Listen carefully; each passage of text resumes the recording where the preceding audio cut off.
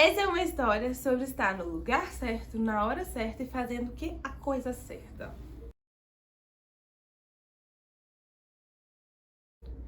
Esse produto realmente mudou a minha vida, mudou a minha marca e a minha história.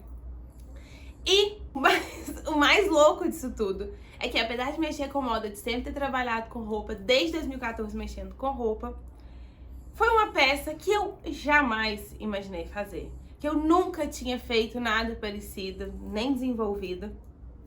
E eu vou contar pra vocês o que é.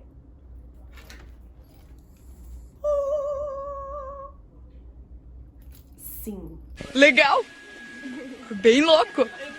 E antes de tudo, eu sou a Paula Lovato, trabalho com a minha marca de moda desde 2014, eu literalmente vivo disso, e hoje eu vou te contar um pouco desse produto que eu nunca imaginei que fosse fazer, nunca imaginei fazer bolsa, e como que ele mudou a minha vida. Bom, tudo começou lá em 2017, início de 2017, e aí eu comecei a trabalhar peças. Já tinha minha marca de... parênteses. Já tinha minha marca de moda feminina. Já trabalhava desenvolvendo as minhas peças. Só que era uma coisa bem feminina, bem nichada. Trabalhava com venda de atacado, enfim, caso para outro vídeo. E aí eu resolvi desenvolver uma outra marca que era focada em trabalhar com resíduos têxteis. E esses resíduos a gente trabalhava muito a parte de gravataria, vendia mesmo, né, o jogo de gravata para casamento, gravatas divertidas, descoladas, tudo mais. Só que esses pedaços de tecido, eles começaram a vir um pouco grandes. Eu comecei a encontrar tecidos muito legais e maiores. Lá para julho de 2017, eu resolvi desenvolver o meu primeiro acessório, a minha primeira bolsa, que era uma pochete. O modelo dessa da época era bem próximo dessa daqui. Essa daqui, inclusive, é uma peça feita com resíduo. E desenvolvi uma bolsa, uma pochete. Falei, gente, tô vendo aqui uns movimentos. Alô, galera da tendência, que gosta. A gente precisa de estar sempre atento por isso.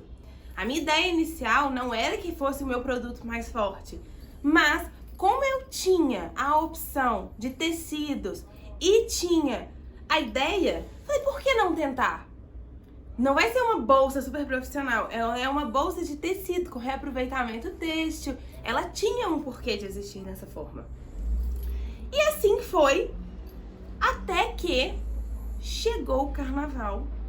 Chegou bem próximo do carnaval, que ainda não era carnaval. E as minhas pochetes começaram a ser um sucesso.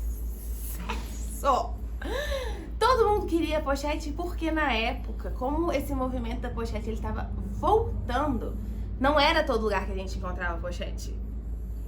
Eis que fui para meu segundo tipo de pochete. Os de tecido reaproveitável já não eram mais suficientes e eu precisava de uma quantidade maior. Focado em carnaval, o que eu fiz? Uma vibes bem colorida e brilhante. Aprimorei um pouco essa modelagem. Era uma coisa bem simples, toda que eu conseguia produzir dentro, né, do meu espaço, com as minhas máquinas, então não tinha nada de complexo. Falei, cara, eu preciso de desenvolver algo melhor. E aí comecei a trazer cores e brilhos. Então as pochetes delas deixaram de ser realmente de tecido reaproveitado para poder fazer uma coleção focada em carnaval. Abre um parênteses. Nessa época, não tinha tanta opção de pochete assim. Então, as minhas, mesmo que fossem simples, né, que fosse uma modelagem mais simples, algo menos trabalhado, por eu não ter todo esse know-how de produção de acessório, de bolsa, elas supriam muito a necessidade das pessoas. Foi um momento de muito embate, tá? Muita gente ainda muito resistente à pochete, que era aquela coisa do brega, da relação que tinha, né, antepassada, e muita gente vendo o quanto era prático. E aí chegou no momento do carnaval, foi aquele estouro. Então percebe aqui comigo, segura aqui a história, volta aqui, a gente tem uma linha do tempo, tá? Em 2017, meados de 2017, eu vi um potencial e ali eu comecei a produzir, aos poucos. E aquilo começou a ter uns altos e baixos. As pessoas começaram a procurar, se interessar, outras negando muito aquilo, o produto em si, né? De não querer, de não gostar, de nunca usar. E aí, chegou em novembro, dezembro, foi um crescimento tipo, exponencial.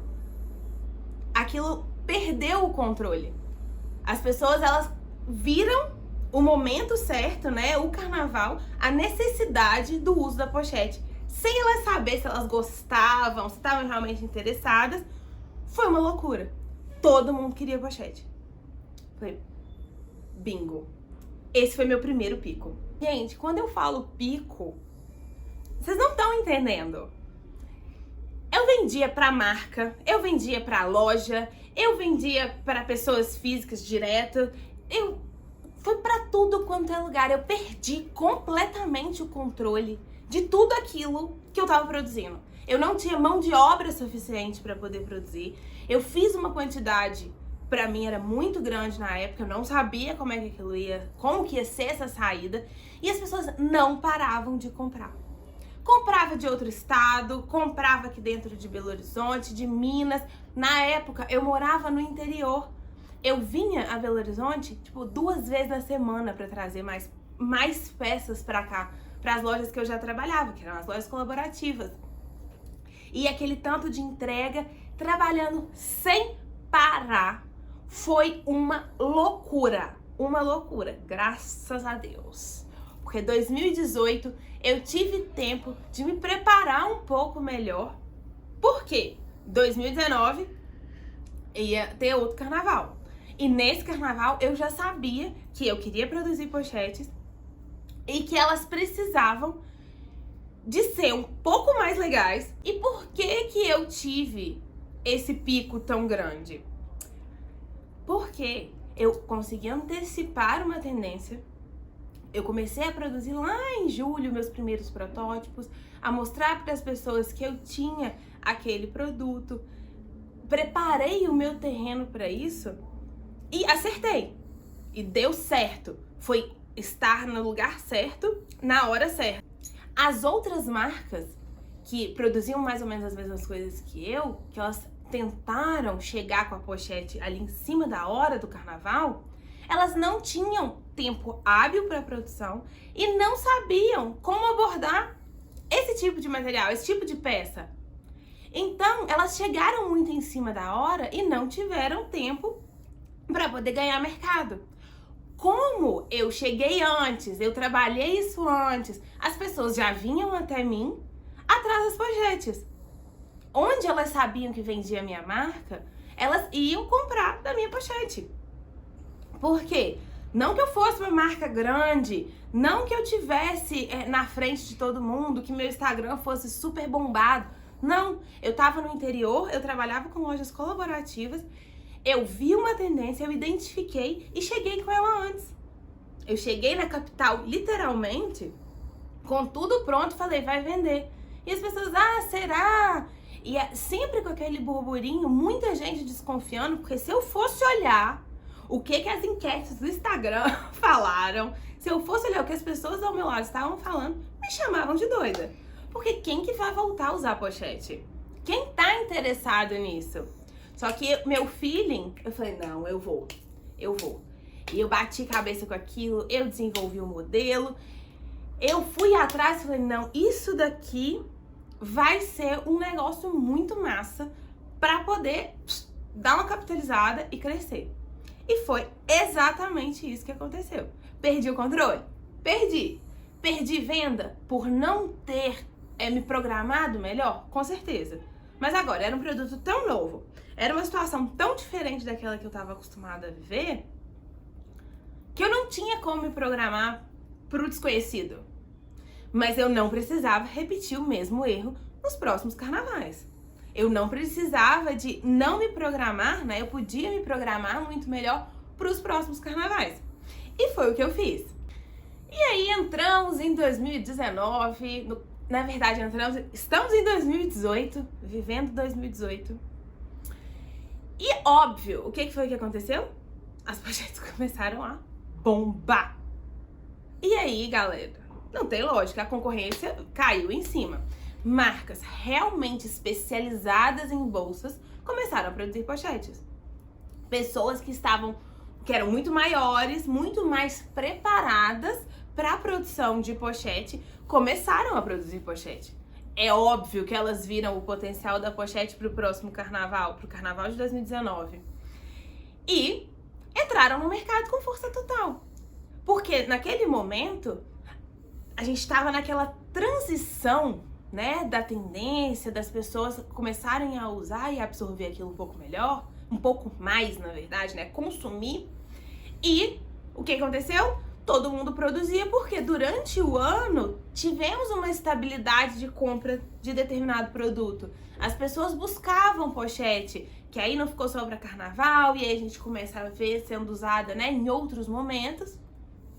E eu falei, agora deu ruim. Por quê?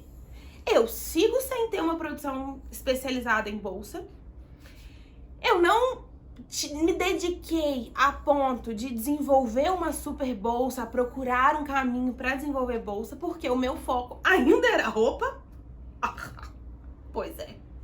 E eu falei, tá, agora eu preciso de fazer uma coisa muito legal, muito diferente que ninguém tá fazendo. Que dentro das minhas opções aqui, dentro daquilo que eu tenho, eu vou conseguir me destacar. Ser uma pochete só de material reaproveitável não é o suficiente. Não é todo mundo que vai estar atrás de uma pochete super linda, super fofa, estilosa pro carnaval. Não é só uma pochete colorida e de brilho que vai chamar a atenção dos meus clientes, porque agora já tem uma infinidade de brilhos, as pessoas compraram brilhos em outros lugares, outros tipos de fabricação, pochetes maiores, com mais bolso. Essa não vai ser também. Eis que um dia baixou um santo, uma coisa, e a gente teve a seguinte ideia. Este foi o ouro. As pochetes simples, olha só que vocês conseguem ver uma relação entre os dois modelos, tá? Essa daqui ela é um pouquinho mais achatada, com um silk de palavra na frente. Nessa época, eu queria muito trabalhar com silk, trabalhar com estamparia. E aí, a gente falou, e tava naquele burburinho de camisa silcada com frase, só que não cabia uma frase numa pochete. Então falando, cara, por que a gente não silca umas palavras? Ah, não sei, um bolso da frente. Passar uma mensagem, pá, de cara. Você olhou, viu, ela entra, né, como se fosse a camisa. E a galera vai fazer festa, vai curtir. Falei, ai meu Deus, será que isso vai dar certo? Mas vamos então escolher um material básico com uma disposição fácil, que seja uma peça fácil das pessoas poderem usar, de higienizar, que entre menos água, porque com a evolução, né, da peça, as pessoas elas começam a sentir necessidades. A gente vê que a coisa vai aprimorando. Então, uma pochete de tecido era muito interessante, só que no carnaval chove. E aí as pessoas, o quê? Sentiram que, se fosse uma pochete impermeável, era muito mais interessante do que uma pochete permeável. Então, era um pré-requisito de melhora do meu produto, que eu conseguia atender melhor os meus clientes, né? Que eles ficariam mais satisfeitos. Um bolso, a parte de trás, que fosse em contato no corpo, para uma segurança maior do que estava aqui atrás, foi uma necessidade que eu percebi depois. E aí comecei a colocar, essa daqui não tem. Apesar de ser seguro de estar perto do corpo, eu precisava de mais segurança. Tô falando aqui de evento grande, de carnaval e tudo mais. E aí, chegamos a esse modelo lindíssimo, que mal sabia eu que era ele que ia mudar a minha vida. Gente, presta atenção que abre um parênteses importante. Você percebe que a gente tem que acreditar no nosso sexto sentido, que a gente não adianta baixar a cabeça pro que as pessoas falam e a gente precisa de arriscar? São 3 pontos importantíssimos que, se não fosse isso, eu não teria desenvolvido outra pochete simples, sem ter aquela estrutura de fabricação de acessório, de bolsa. E apostei de novo no negócio. Só que dessa vez eu tinha mais confiança no que eu tava fazendo. Eu já sabia produzir pochete, eu já sabia que ia ter uma busca. E o que eu fiz? Eu fiz uma produção em escala mais larga. Quando comecei a produção lá para outubro, porque eu sempre comecei antes, sempre tento antecipar para poder fazer mesmo um estoque, para poder estar preparado para as vendas. A minha marca é pequena, muitas ações são concentradas em mim. Então, para eu dar conta de vender uma quantidade grande de peça, independente de qual seja, eu preciso de começar a produzir antes. Então, desde outubro, eu já estava batendo na tecla das pochetes e vim com isso. Outubro, novembro, fraco. Dezembro começa a ter a subida do pico. E aí foi que o negócio ficou bom. Por quê? Foi pochete escrita, não tô zoando, foi até pro Amapá. Eu tô em Belo Horizonte hoje, na época eu estava em Viçosa, o que torna a logística um pouco mais difícil, né, de envio. Então, se você entende um pouco de correio, você sabe o preço desse frete. Foram quase R$300, só de frete para as pochetes chegarem até o Amapá. E o tempo de envio era grande. Então eu precisava de conscientizar as pessoas do interesse da minha peça o quanto antes. Então em dezembro nós começamos a vender. Mas vendia que foi pochete para tudo quanto é lado. Foi realmente quando eu fui vista, a minha marca ficou realmente conhecida, de ter realmente as primeiras cópias. Eu desenvolvi 14 palavras na primeira leva de pochete. Elas eram isso aqui, preta com escrito branco. Era o carro-chefe, tá? E as pessoas realmente copiaram de uma forma, assim, absurdamente igual. De não terem pensado em outras palavras, de terem copiado exatamente o que eu fiz. O modelo da pochete, as mesmas palavras, as mesmas cores. O material eu não sei porque eu não cheguei a pegar nessas peças, né, da minha concorrência. Mas fizeram exatamente igual. Gente, quando as pessoas copiam, é um ódio que a gente sente, uma coisa muito forte, que a gente quer matar a pessoa, porque pra você chegar num produto, pra você pensar em algo realmente diferente, dá trabalho, é difícil, e aí a pessoa pega pronto e replica. Mas a notícia boa disso é que quando a pessoa te copia, você pode saber que você se tornou uma referência. Aí não tem pra ninguém. E assim foi pochete vendendo pra tudo quanto era lado.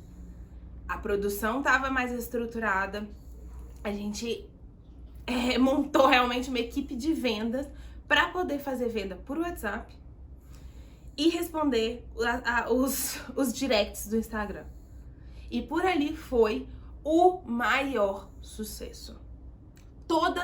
Tudo quanto era peça, a gente saía com pedidos, com caixas de pedidos, todos os dias, caixas grandes. Então pensa numa pessoa feliz e animada de estar vendendo pochete. Prestem bem atenção. Eu produzia roupa, eu fazia roupa feminina, bem focada nesse estilo, de venda de atacado, tudo mais. Tinha minhas dificuldades e desenvolvi uma peça completamente diferente, completamente fora do meu dia a dia e daquilo que eu tava acostumada. Eu dei um chute na minha zona de conforto, na verdade eu mergulhei pra fora dela assim de cabeça, e isso mudou a minha vida. Hoje eu estou em Belo Horizonte, eu tenho a minha marca aqui, eu tenho uma loja física, eu tenho um espaço, porque eu acreditei numa ideia muito louca que eu tive há um tempo atrás e fez com que as coisas caminhassem de uma outra forma. Me deu coragem, me deu conhecimento pra poder ir em frente. Então, se você tem aí uma vontade, está sentindo que tem uma coisa que vai dar certo, que pode ser um sucesso, que vai acontecer, não deixa passar. faz dentro do seu tempo, leva isso em paralelo com aquilo que você estava fazendo, que foi o que eu fiz. Eu não abandonei as roupas, mas desenvolvi algo novo para poder fazer a coisa acontecer. A gente escutar o nosso sexto sentido, aquela vozinha lá do fundo, pode fazer toda a diferença na vida de vocês, assim como fez na minha. Olha, eu espero que vocês tenham se inspirado com essa história, que vocês não tenham medo de acreditar no produto que você quer, independente do que seja. Não esquece de se inscrever no canal, me deixar aqui embaixo se você gostou, se fez sentido pra você, ou se eu tava completamente doida, dei que foi sorte. E a gente se vê em breve. Um beijo e até mais!